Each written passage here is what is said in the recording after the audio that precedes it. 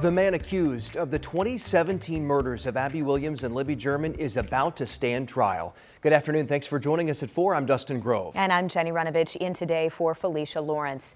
Today, jury selection began in Fort Wayne. 11 jurors have now been selected so far, 7 women and 4 men. That means there are 5 spots remaining. Once all jurors have been chosen, they'll be sworn in and taken to a hotel closer to Delphi for the trial in Carroll County. Now, the jury will be sequestered for the entirety of the trial. Opening statements by the prosecutor and defense team are scheduled to take place this Friday. The judge told potential jurors this trial is expected to last until November 15th. Meantime, the suspect, Richard Allen, also made an appearance in court today. He denies having anything to do with the murders, but police say he did admit to investigators that he was on that walking trail near the Monon High Bridge, not far from the crime scene, on the day of the murders. Now, the court had scheduled 3 days for jury selection, so this is really going much faster than anticipated. Yeah, certainly is. And we do want to point out there are no cameras in the courtroom for this trial, but we have a team inside, including our senior investigative reporter, Bob Siegel. He will be there every single day. And we will hear from him just as soon as they finish proceedings for the day. They're supposed to wrap up late this afternoon. Could be any time now, so perhaps as early as 5 o'clock we'll hear from Bob. Yeah, we know there's so much interest in this case, so we've got it for you. Also, to get you up to speed with any major moments, developments that have happened since 2017, we have our Delphi trial special available on demand.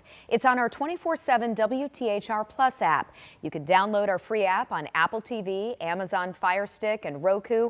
Just search WTHR in the respective app store. Some of the other headlines now. Metro Police are trying to figure out how a man died overnight downtown near Illinois and Maryland Streets. That's near Circle Center Mall. IMPD says they got a call just after 11 last night to check on a man who was down. When they got there, they found the man dead on the sidewalk with some sort of trauma to his body. Right now, police are gathering evidence and looking for witnesses. They're also looking at surveillance cameras in that area.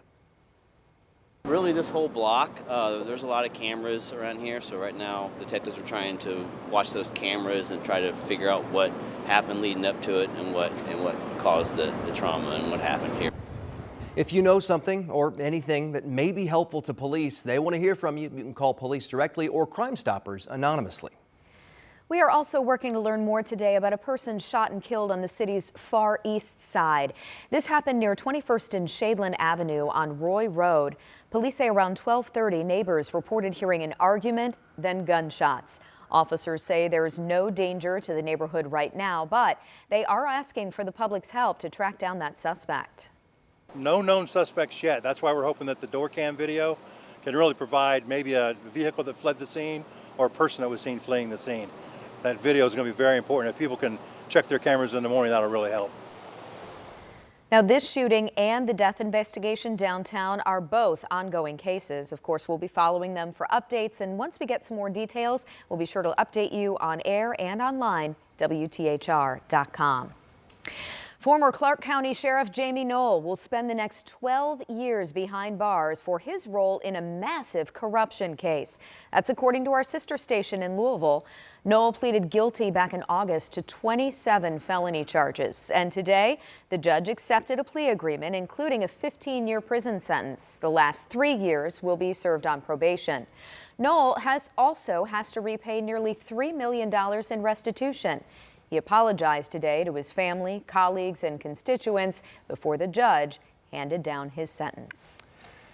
To Florida now, and a glimpse into the real cost of Hurricane Milton along the Gulf Coast last week. Yeah, this price tag so far, well over $100 billion in damage.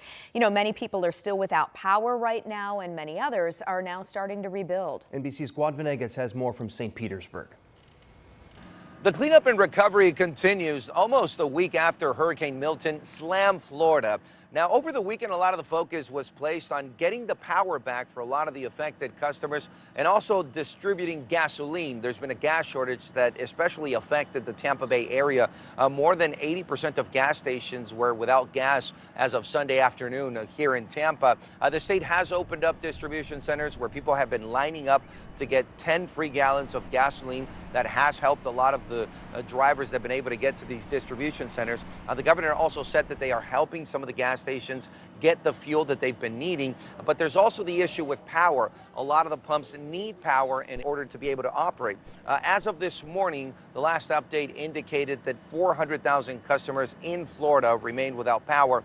Now, this is a big improvement compared to the numbers that we saw right after the storm. So we expect more customers to get power as the days go by. And finally, today is the first day when pickup will happen in a lot of the areas that were affected by tornadoes, by the storm surge and the wind. So residents can expect the trash cleanup to begin by a lot of these counties today as the recovery begins and will continue for some time here in Florida. Back to you.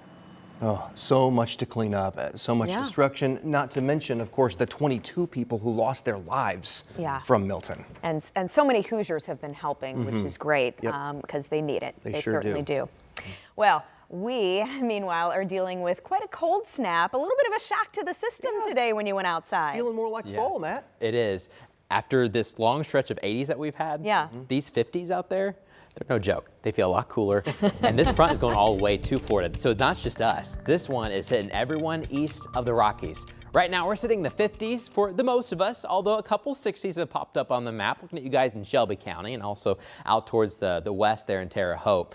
But it is chilly. We've got some northwest winds. They aren't necessarily so gusty they're going to blow you away, but they're enough to just remind you that it is a lot cooler outside. Anywhere between, let's say, 5 to 15 miles per hour, we have those northwest winds continuing right now.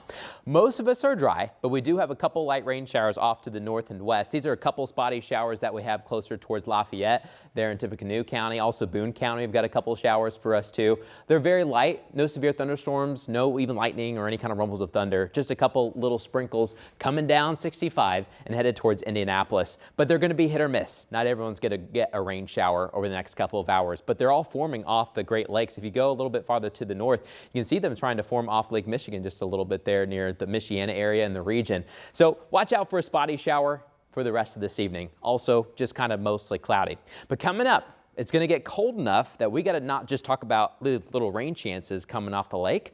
We got to talk about our chance for our first frost and possibly in some places our first freeze. So we'll be talking about who's going to get what as we push a little bit deeper into this week. Now let's switch gears to traffic. We got to go over a couple different things, especially when you go to the north and east. I-69, we've got a big backup there in both north and southbound lanes just outside of Anderson, and then also another one on 465 out towards the west as you're heading near 74 in Crawfordsville Road. But start to the north and east, we've got a semi-tractor trailer that's on its side as you're passing County Road 700. And so that's now kind of backed up traffic on both sides. If crews have to use both sides of the interstate to continue to respond to it. This is the way that you're looking to the south. So coming from the north, we've got about a 4-mile backup. Coming from the south, it's about a 3-mile backup, but very slow there at the Madison County, Delaware County line.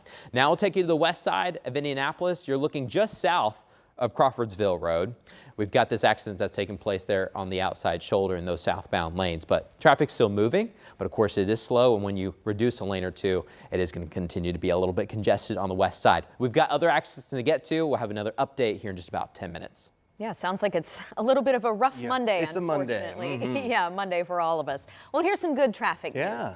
People on the east side now have a new, faster option to get downtown. We've been talking about this for a couple of years now. The Indigo Purple Line now has the green light. It's officially up and running. According to Indigo, the 15-mile route is within walking distance of over 130,000 jobs and some 60,000 people, and it's the second rapid bus transit line to run through the city. Of course, you know now the Red Line has been up and running for more than 5 years as a rapid route from the north side.